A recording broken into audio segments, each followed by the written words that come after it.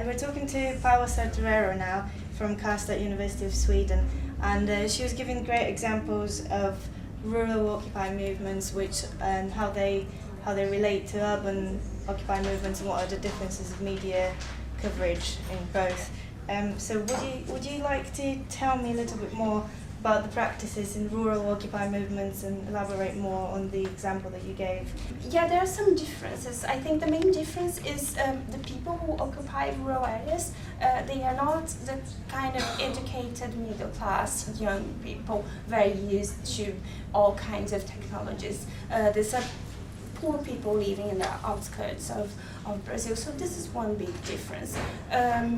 Other difference, of course, is that they don't have the same access to technology, and because it's very far away areas, some of the occupations you won't even have access to the main road, so the journalists won't be there. So for them it's much more difficult to reach beyond the occupation. Another thing is that they work very well with establishing a unity between this movement that is around 1.5 million people members in MST. So they work very well with establishing. This is a very long-term work, because the movement has been founded in 1986.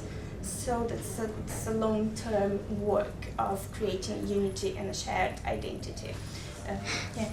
You were also talking about the importance of metaphorically and symbolically reclaiming space of an outdoors rural movement like this.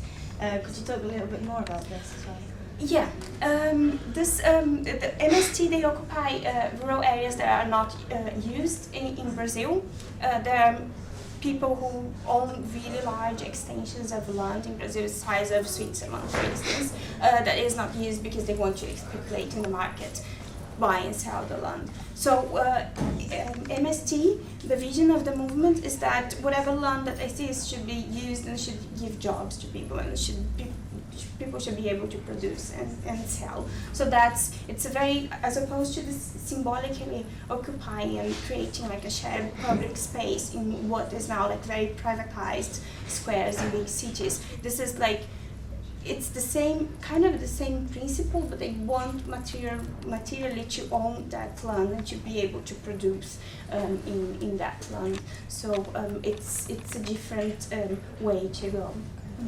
Well, thank you very much for that. That was great, brilliant, and best of luck with everything. Thank you.